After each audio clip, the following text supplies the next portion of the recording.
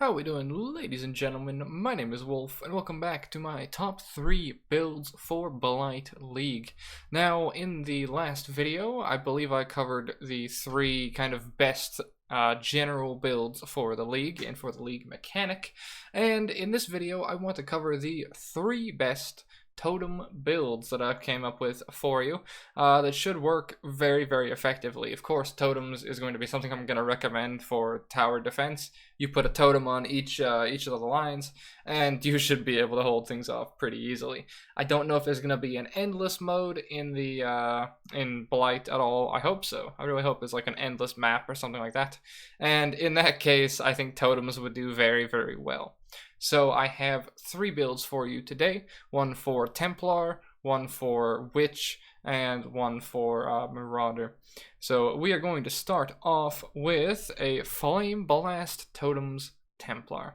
Now, for those of you also curious, you can probably see in the bottom right here, I'm doing these before patch notes because due to real life scenarios, I won't really be able to upload during that time or have internet during that time. So if these things do change, I apologize, but you can probably tweak the builds quite easily. All of the links to Path of Building will be in the description down below. With that being said, let's take a look at our Flame Blast Totems Templar. This is a very, very simple and effective build that is a little bit old because it's using Tugahama's Fortress. You can replace this with an Elder Shield and do just as well, or Shaper Shield, sorry, with +1 maximum totems. So you can get 1 totem from that, you can get 1 totem from Soul Mantle, your base totem, and then the Ancestral Bond totem. So you can have 4 maximum, and I don't think you can really go beyond that to my knowledge, aside from some War Chief cheesing I'll be showcasing a little bit later on. I'll explain how to do that. Now, this is a build that I really wanted to recommend for this this league, because Flame Blast is not only really effective, but it's really effective when you have time to channel it. And putting Flame Blast into totems while enemies are walking down a straight line is going to be exceptional. Like, let's just be entirely honest. Flame Blast totems are going to be spectacular for this type of league. And I wanted to showcase this because I feel like it's going to be the best place it'll really shine. Now, the way you get Flame Blast totems to really work well is you need a lot of cast speed, like a lot of cast speed, for it to stack up the stages of Flame Blast very quickly. Trust me, I've played Flame Blast on a low cast speed. It's not very good. The thing about totems is it's always going to charge to full before it detonates, so as a result, you want as much cast speed as humanly possible. We go for Hierophant here so we can get extra totem stuff. You actually get +1 number of summon totems from Hierophant, so you have 5 totems. So logistically, in single target, we have about 1,000,000 DPS, but you know, we're doing average hits of about 300k, which is fucking insane, by the way. So we're doing pretty good single target damage as well if you want to actually take it in a progression route, as opposed to, you know, just doing maps or just doing the league mechanic. So we get the extra totem from that, as well as totem placement speed, and more damage per totem. Of course, we have 5, which is very, very good for us.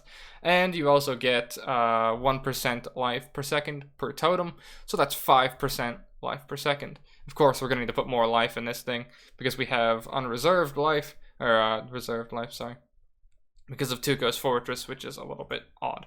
But you cut Tuco's Fortress, and you put in the Shaper Shield, and you start to get very, very good mileage. So for the skill tree, we start off, of course, at Templar. We go out damage and elemental damage, because of course we are using a spell. And then we get Retribution, get as much AoE as possible. You can probably cut an AoE node, you know, to your liking, however you want to go about things. We get Light of Divinity for cast speed and spell damage. Critical chance doesn't really matter. You do need a little bit of it, so you can proc Elite Overload, and you can proc it rather easily with your 7% crit, so you'll have that going for you.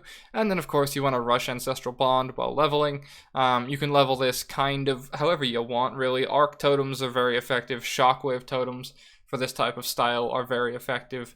And it all depends on the leveling gear you've got as well. Most totem builds level relatively easily. We get good life here, some more good life here, get the totem damage down by Marauder here, and get Totemic Zeal as well. Totemic Zeal is very good. 30% placement speed combined with the 50% placement speed here. You don't really need to go for Zeal because of the Templar node over here, but if you want to just replace your totems really quickly, that is exceptional for doing exactly that.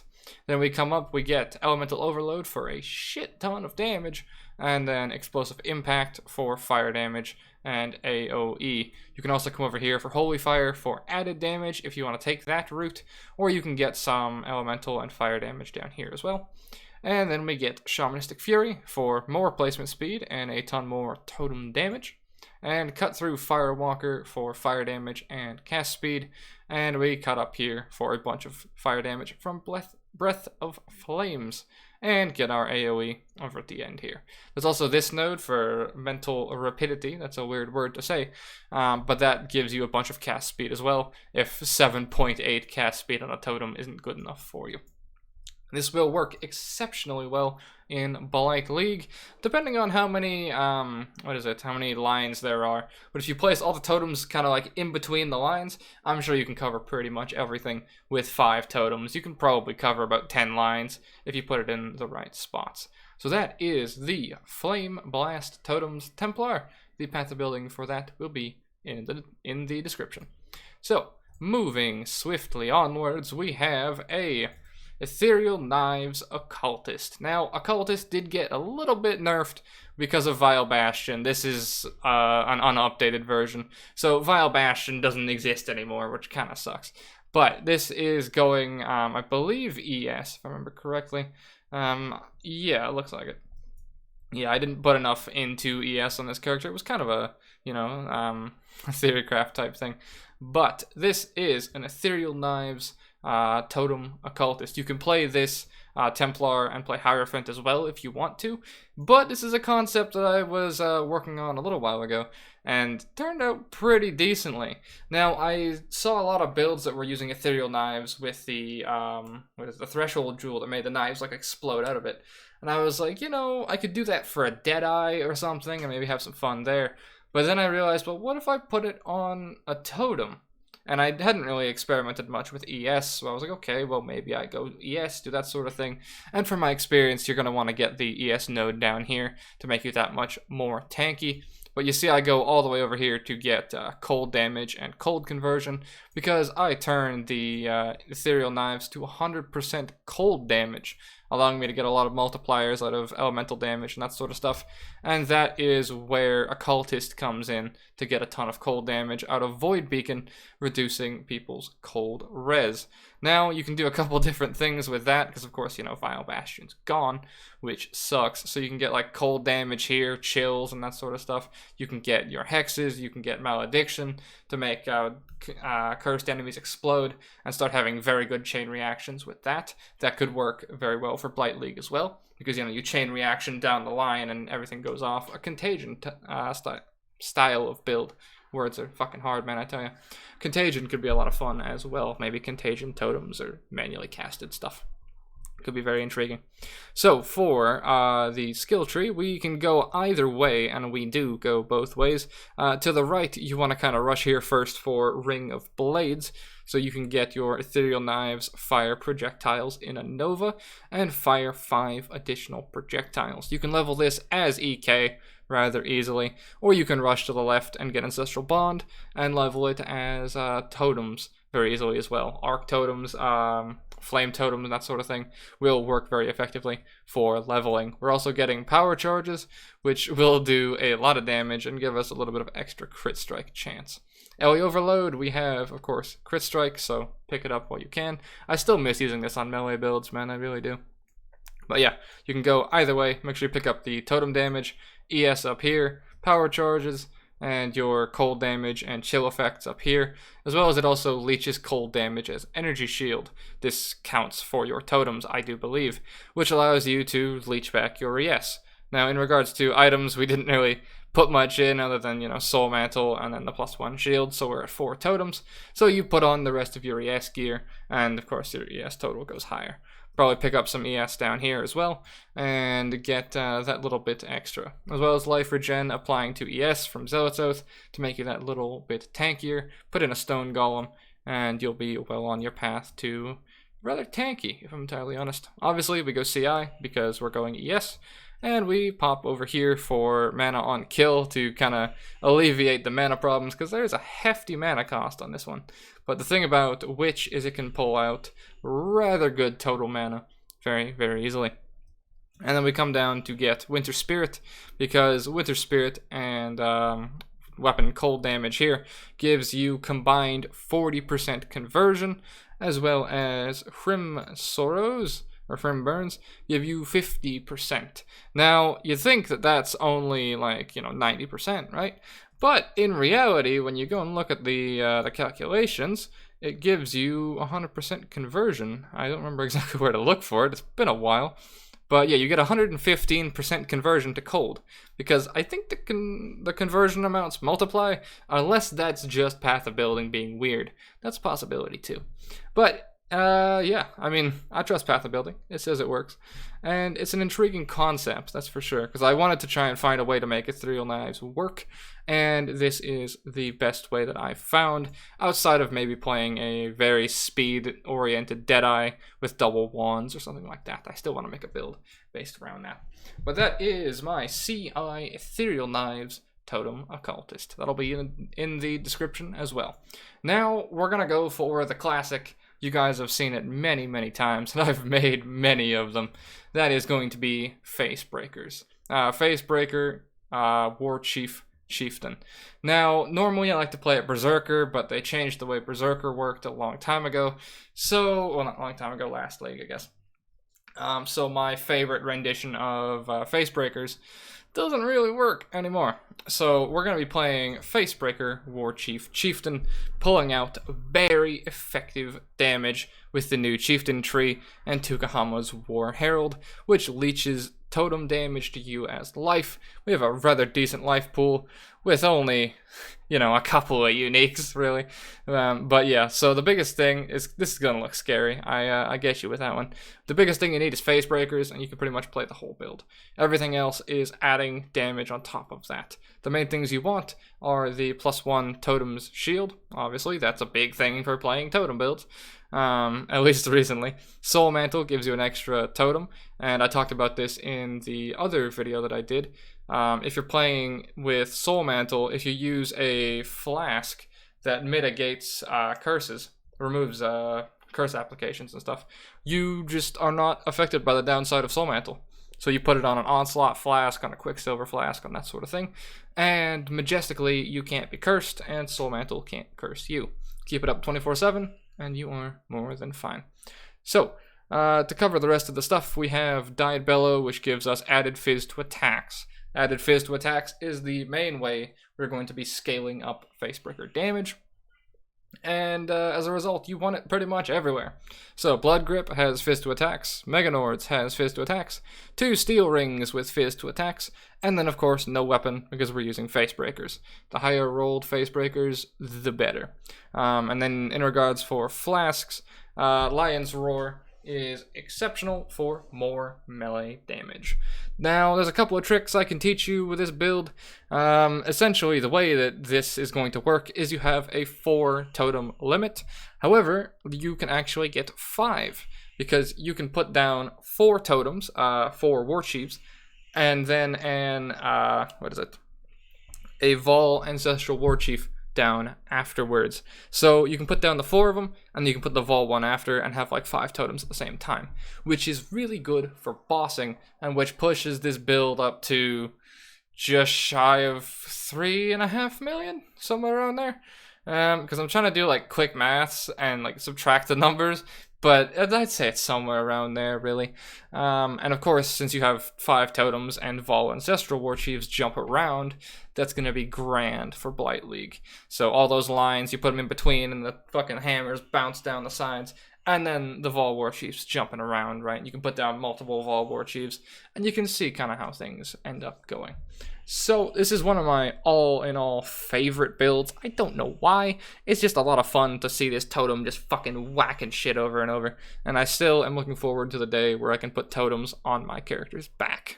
That would be exceptional.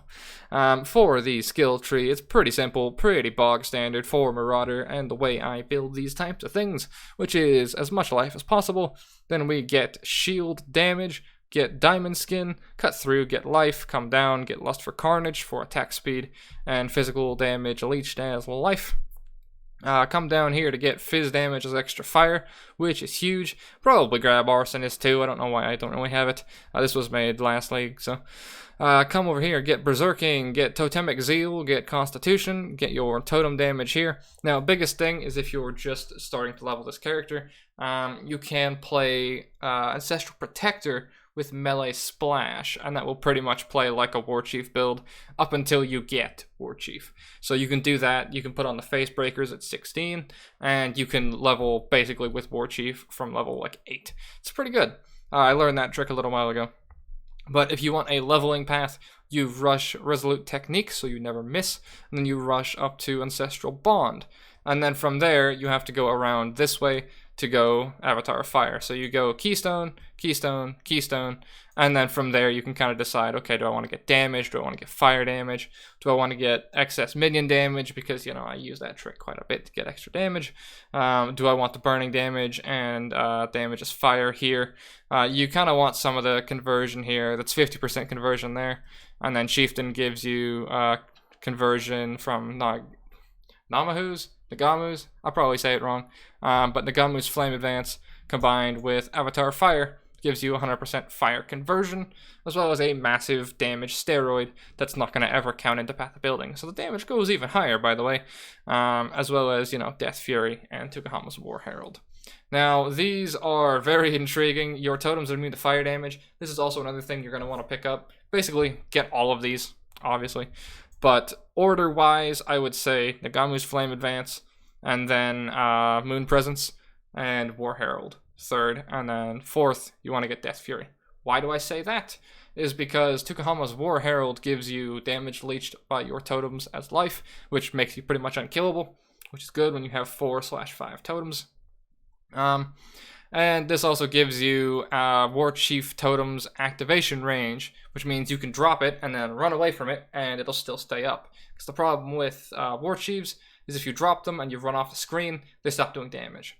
You can actually abuse that with Vol Ancestral War Chief to drop it and then run off the screen, and it has to stay on the screen with you. So if there's a target on your screen it can jump to, it will repeatedly jump to it over and over. So you can get some speed clear by dropping the totems down and just fucking shield charging through everything. It's pretty good. So you want to pick that up third. The reason I said to get this second is your totems are immune to fire damage, means they're immune to reflect. Yeah, that takes a second to set in, but I'll let you get that one. And yeah, that's pretty much the rest of the skill tree. Life, fire damage, AoE, fire damage, life, Shamanistic Fury for totem damage, life, AoE, and you end up with about 4k-ish life. Obviously, you might want to change some stuff out here. It's going to be very tight to get resistance cap, but, you know, you can switch things in and out as you wish. The only real thing you need is face breakers, the shield, and you can give or take Soul Mantle depending on how defensive you want to go, or if you're playing in solo self-found. But that is going to be my 3 totem builds and my 3 personal favorites for Blight League. Let me know your guys' opinion down below. All of the links to the builds will be down there as well as I'm probably going to put a link to the War Chief characters that I have played in the past to show you some gameplay of those sorts of things. Now, that will be as a Berserker and, you know, in previous expansions, but it still pretty much holds up as basically the exact same way to play. But with that being said, thank you guys very much so for listening. Take a look in the description for, you know, Patreon, YouTube, or Twitch, all that sort of stuff. I appreciate you for watching this far. And as always, take care, gentlemen. I shall see you in the next one.